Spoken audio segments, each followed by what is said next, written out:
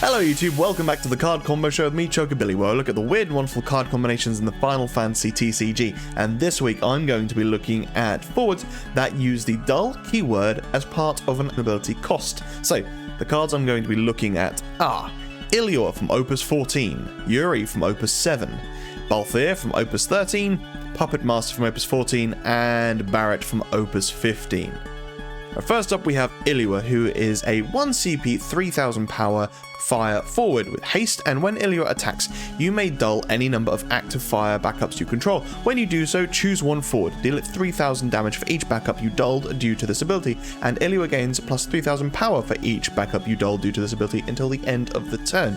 So, she's pretty easy to kill, but she is a really good quick card that can deal a lot of damage really quickly. She may only be 3k power on the face of it, but it's not hard for her to become a 12,000 power forward that's dealing 9k on attack. So she is quite a substantial card and she can come out of nowhere. So cards I like to run her with are Mitsuki. So Mitsuki can, when a forward your opponent controls put from the field into break zone, activate Mitsuki. So let's say you dull 3 backups. When Illua attacks, that'll deal 9k something, probably killing it, at which point Mitsuki will reactivate. So you actually get 1 CP back for every time you kill something using Illua, which is nice for efficiency. Palom, I love this little combo. So you could have Palom on the field for a turn, and then on your second turn of having Palom, you play Illua onto the field and then you attack with her, maybe dulling a couple of backups. She will deal 6k to something, and Palom with a party attack with Illua will deal 2k. If you stack it correctly, you can have it so that Palom will deal 2k and then Illua will deal the 6k. That's 8k to something. Obviously it doesn't have to be 6k, it could be as much damage as you want, but Palom and then the Illua damage means that actually the forward will die. That will trigger Palom's ability to then put himself into the break zone to then play another Palom onto the field, potentially dealing a further 7k to another forward.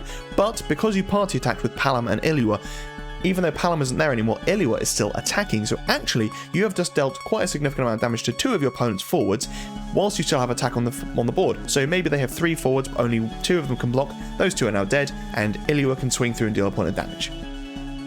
Shantoto. So, Illua doesn't specify that it has to be just your opponent's forwards, so you can actually attack with Illua, dull 3 backups, deal 9k to Shantoto, which then gets flickered around the board and deals it to everything. What's nice about this is that Illua will always be 3k more than damage she deals, so Illua would actually survive this attack. Now you need to be careful that your opponent isn't going to finish her off, and ultimately Shantoto will die to that as well, so you maybe want to have an earth buffer or a way of stopping Shantoto from dying, but ultimately a nice way to be able to deal a lot of board wipe, and again this will be activated from Illua attacking, so it means that your opponent will have to deal with an attack happening as well. It's worth noting that Illua's ability doesn't work with something like Chelinka, which allows her to attack twice. Because of the way she is worded, it's when she attacks you may dull. If you do dull, then times the amount of damage she would deal by the amount of backups you dulled.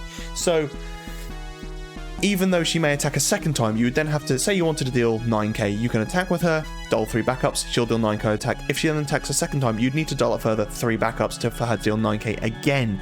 Obviously you can't do that because you can't have that many backups, but it just shows you that actually she isn't as overpowered as some people might think she is. Xande. So, when Xande enters the field, choose up to 1 fire forward of cost 1 and 1 fire forward of cost 3 in your break zone, play him onto the field. And at damage 5, he can also bring a fire forward of cost 2 onto the field. So, yeah, Xande is quite costly, but ultimately, you can pay just, let's say you've got 5 backups, you pay 2 backups, and then you discard a 1 cost, Illua, a 2 cost, something else, and a 3 cost, something else. Xande comes in, he can then bring in those other 3 forwards, and actually what we've done is pay 2 CP from your backup lineup to play 3 forwards, and Illua comes in, she can now attack, and with the remaining backups, potentially 3 of them, dull them to then deal even more damage to opponents' forwards. So it's Xande and Illua work really, really well together, because Fire didn't have too many amazing 1 cost fire forwards, but with something like Illua, now it's just like flood the field and you attack your opponent really quickly. And Puck, anyone that has seen this channel more than once knows how much I love this card, and yeah, ultimately playing Puck to bring in Illua and then another forward as well, maybe something like the little Lightning Alba that can remove stuff from your opponent's break zone would also be really good as well. And I believe they're both, no, sorry, I was going to call them both Nightshades, but they're not. But yeah, Puck being able to bring in Illua, again, blindsiding your opponent could take them by surprise. Now, obviously you are going to be in Lightning Fire, which is not the best for something like Illua because she wants as many fire backups as possible, but in Lightning you do have the original Illua card, and if you want to use her S ability a lot, then you're going to want to have the fire one in there. So having Puck there to be able to bring in the fire one if able, just to quickly rush through a point of damage, then maybe it's worth it. Next up, we've got Yuri. So, a 4 CP, 8k light forward.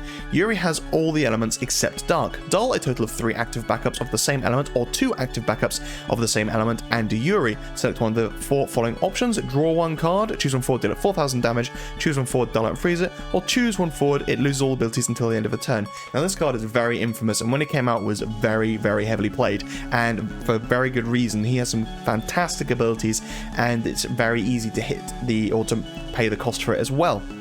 But as a lot of people are probably aware, there was an infinite loop using Yuri, and that was with Aerith and Zezat. You could dull Aerith to reactivate your backups, which you could then use to pay for Zezat's ability to reactivate Aerith, make sure all your backups come online, and then you could use Yuri's ability to do whatever. But now, because in Opus 16 we now have 2 more confirmed, at least, of recording this video, Final Fantasy VII wind backups, it means that you can have a full backup line of Final Fantasy VII backups, 3 wind, 2 earth, and use Aerith and Zezat and Yuri in ways that you couldn't do before, and I'm going to show you how now. So for this combo, you would need Yuri, Aerith, Zezat, and then 3 wind backups and 2 earth backups, all in Final Fantasy VII.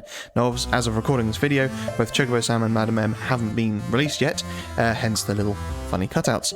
But if you can get this set up on the board, and Aerith has been on the field for at least a turn, so technically you could have the 5 backups, Aerith, and then play Zezat and Yuri onto the field with completely out of your hand, then that means you have this incredible setup to basically be able to use Yuri's ability as many times as you want.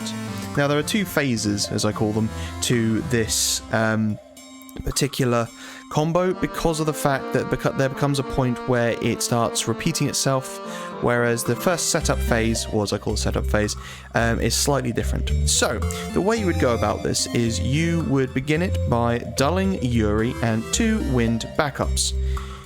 You would then, using Zezat's ability, pay wind and earth to reactivate Yuri.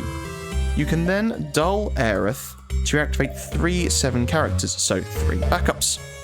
You would then reactivate Aerith using Zezat's ability, again dull Aerith to activate all your backups, and it's at this point that you've now entered phase 2 of the combo, where basically it means that you will never have Aerith and all your backups standing up at the same time, because you have to pay 2 to be able to reactivate Aerith. So, from this point, you would then use Yuri and 2 wind backups to draw yourself a card, use his ability, whatever. So at this point, you probably would have drawn yourself 2 cards. You then want to reactivate Aerith using Zezat's ability. You then use Aerith to reactivate 3. And at this point, you want to make sure that you've got 2 earth and 2 wind, because what you're going to do next is reactivate Aerith using Zezat, and then reactivate Yuri using Zezat. You then dull Aerith to reactivate 3, again making sure that you have a wind and earth available.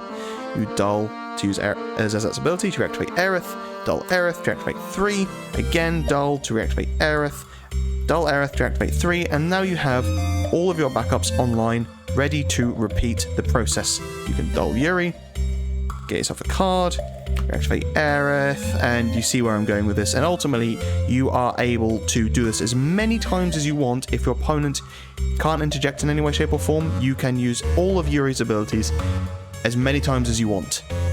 That you can draw your entire deck, you can deal 4,000 damage to all your opponent's forwards as many times as you want, dull and freeze all their forwards, make them lose their abilities, and then dull and freeze them. You know, it's just, you can use all of Yuri's abilities, and I think ultimately drawing as many cards as you want is probably the strongest. There is an additional little protection combo that you can do alongside this as well, which is completely unique to the fact that you have 3 wind Final Fantasy VII backups. So what you can do is, say before you use Yuri's combo at all, you want to use Aerith's ability to make it so that Yuri can no longer be targeted by opponent's summons or abilities. In response to this, your opponent then wants to cast a summon to try and kill Aerith. They pass priority to you. You can then say, actually, I'm going to reactivate Aerith. They then, on the stack again, say, no, I'm going to kill Aerith. And then you then say, okay, I'm going to reactivate Aerith. And then they would have to have a 3rd card in hand to be able to target Aerith. Chances are that's not going to kill. At which point, Aerith reactivates.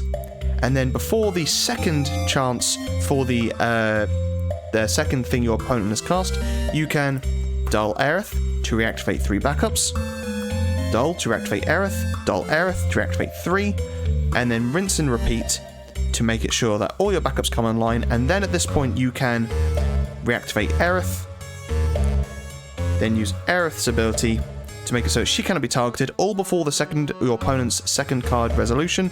You can then use reactivate Aerith and just rinse and repeat, and using Aerith and Zezat means that you can ultimately always reactivate 3 backups, but always only pay 2 to reactivate Aerith. So you're always gaining a CP by dulling Aerith for this ability. And that is how you're able to use this to be able to keep on using Yuri's ability and then reactivating both Aerith and Yuri using Zezat's ability. And as I mentioned before, Aerith needs to have been on the field a turn to be able to use her dull ability, but both Yuri and Zezat can actually be played onto field the turn you want to use the combo. So you can have all the backups set up, Aerith, and then potentially some other protection in place, something like Unsanganashi, whatever. And then you can just use Yuri's ability as many times as you want, make something lose its abilities, make all your opponent's forwards lose their abilities, you know, just get cards to hand. It's just, if you can get this off, nice. So yeah, as you can see, lots of really cool stuff to do with that card. And then a few others as well, because why not? So Charlotta is on the field. Charlotta can produce CP of any element of the forwards you control. When Yuri's on the field, he has every element except dark. So Charlotta can create light if you really wanted. But yeah, ultimately, it's another way to be able to get a nice, cheap, multi-element backup when you have Yuri on the field. And Luso, this is also quite infamous, but I just wanted to throw it in here anyway, because some people may not be aware of it. So when Luso attacks, if there are 5 or more different elements among the forwards you control, Luso deals your opponent 1 point of damage. Yuri has all the elements except for dark, so you've got 7 elements there already for Luso. So Luso can attack with just Yuri on the field and deal your opponent 1 point of damage. Now Luso would only gain 1000 power just from Yuri being there, but you may have some other forwards on the field as well. And you know, the typical play with this was to have Yuri on the field and Opus 1 Golbez. Yeah, you can see where I'm going with this. Golbez dies, he brings in Luso and some other forwards as well. So Luso actually becomes quite big in size, and then he can attack, deal a point of damage, and yeah, you just got loads of forwards and your opponent doesn't know what to do. Alright, next up we have Balthier. So a 4 CP 7k wind forward Balthier.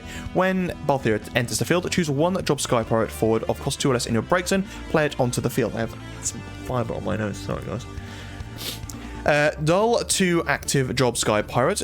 Choose one Job Sky Pirate forward. Until the end of the turn it gains plus 2000 power and haste. So anyone that's played against Sky Pirates will have seen this card because he is very strong.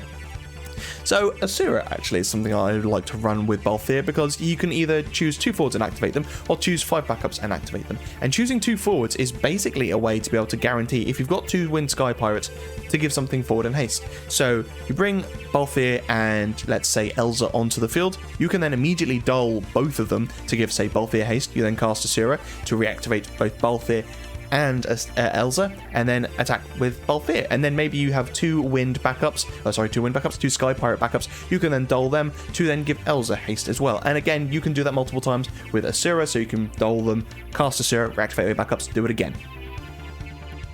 No. So when a category 12 forward enters the field, choose one backup you control, activate it. Still got fibers on my nose, this is really annoying me now.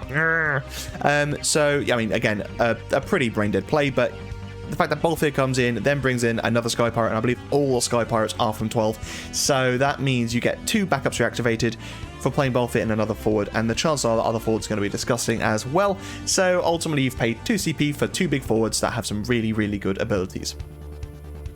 Ovalia. Now this is a bit of a funny one. So this Balthier is actually also from Final Fantasy Tactics.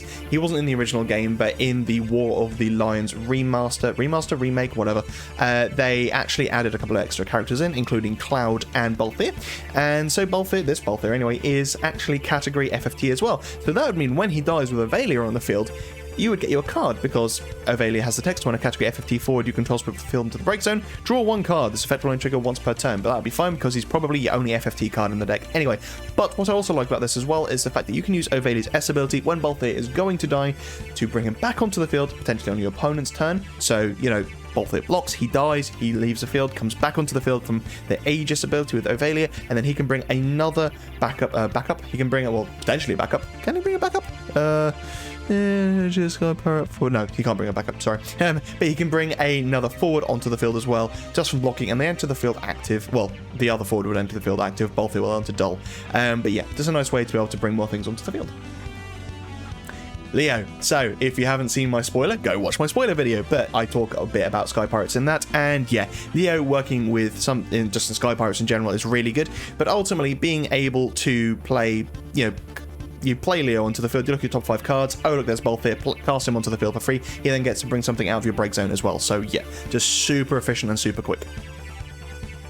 And kites, yeah, disgusting card. Remove kites from the game, choose one, drop Sky Pirate you control, remove from the game, and play it onto the field at the end of the turn. So you can bring in Balthier to then bring back in kites. Maybe kites got discarded for something, and then whenever something's going to die, remove kites, so then you can flicker it effectively, and that works with Balthier as well. So Balthier, maybe you've got Fran on the field, Fran dies, you then use kites to flicker Balthier to bring Fran back in, and oh boy, it's just a barrel of laughs. Alright, next we've got Puppetmaster, a little 2 CP 4K lightning forward with the text dull, 2 active forwards, choose one forward, dull it. You can only use this ability once per turn, so pretty simple effect, but it can be quite nice and quite usable in the right circumstances. So hope, yep, let's say you dull Puppetmaster, and hope you now get to dull something, and that something also becomes frozen as well. General Leo. So you can obviously dull General Leo and Puppetmaster, say, to make sure that General Leo doesn't have to block, or any other forwards you control have to block. But let's say you've got General Leo, Puppetmaster, and another forward. Actually, you can use Puppetmaster's ability to pay with General Leo and Puppetmaster to dull out your other forward as well. So actually, a nice way to be able to avoid any of your forwards having to block if they need to. Puck. So when Puck enters the field, choose one forward of cost 1 or less, add it to your hand, damage 3. He can bring in Puppetmaster. So again, being able to play Puck onto the field, that brings in Puppetmaster and hopefully another forward, at which point you can then immediately dull them both to dull out one of your opponent's forwards. Arc. Now this is a fun little play. So you play Arc onto the field, and at damage 5 you can play a standard unit or warrior light from your break zone onto the field. So you choose Puppetmaster to come onto the field, and now Arc, when he enters the field, has to choose the characters he wants to reactivate upon entry. So you can't actually reactivate Puppetmaster once it enters, but Arc can choose to reactivate himself and then any other forwards as well. So Puppetmaster comes in, and then the reactivation would happen. But before that resolves, you can then dull Arc and something else to then dull something out of the way, and then Arc will trigger. Arc will resolve, and that will reactivate the forwards you just dulled. Sniper, again, pretty obvious, but yeah, dulling Sniper out of the way, get to deal 4k to something. You've got 2 snipers on the field, you can dull something out of the way for Puppetmaster, and with 2 snipers, deal 8k to something, or just 4k to do separate targets. And similarly, you've got the Time Mage as well. When active Time Mage becomes dull, choose one forward, dull it. So by having 2 Time Mages dulled through Puppetmaster's effect, you can dull 3 things out of the way, which if you have Hope, means 3 things become frozen. And finally we have Barret. So if you control a Job Avalanche operative, the cost required to cast Barret is reduced by 2, and then you can dull active Barret, choose one forward your opponent controls, break it. You can only use this ability if a Job Avalanche operative you controlled has been put from the field into the break zone this turn. So actually, yes, you can play Barret onto the field for free as well if you have the Jesse backup, but obviously Barret is meant to be played with the likes of Wedge, Biggs and Jesse forwards. Now, I actually think running him with something like Fanfare might be quite fun, because let's say you attack with Biggs and Wedge. Biggs' effect means that the forwards in that party cannot be broken anymore, so chances are your opponent's not going to block it. They take the damage, you draw a card, whatever. But then you cast Fanfare, so then you can put Wedge into the break zone, and your opponent has to put forward their control into the break zone. And here's the key part, is that your forwards cannot be broken, but they can still be put into the break zone. So Fanfare just puts them into the break zone, so even though they can't be broken, there they go. At which point that will trigger Barret's effect, because it has been put from the field into the break zone. So you can use Fanfare, you sack off your own, let's say Wedge, and then your opponent sacks off a forward. You can then dull Barret to then kill another of your opponent's forwards as well. Now, similarly, you can use something like Cloud and Zezat, and this might kind of harken back to what I was talking about with Yuri. So again, you have party attacks with Wedge and Biggs, they can't be broken, but you can use Cloud to put Wedge into the break zone. Now again, Cloud states just put it in the break zone, not break it, and it is part of a cost as well. So that means Wedge goes away, and then you can search yourself a forward of 4, because Wedge is 3, and bring it onto the field. So something like Zezat. You can then dull Barret to break on your opponent's forwards. You can then use Zezat's ability to reactivate Barret and use him again. So you can actually keep on using Barret's ability as many times as you can reactivate him, as long as you have Zezat or some other means of reactivating him. And then there's also the Light Aerith as well. So again, use Cloud to put Wedge into the break zone. It could be Biggs as well, but generally, I mean, it doesn't really matter, to be honest.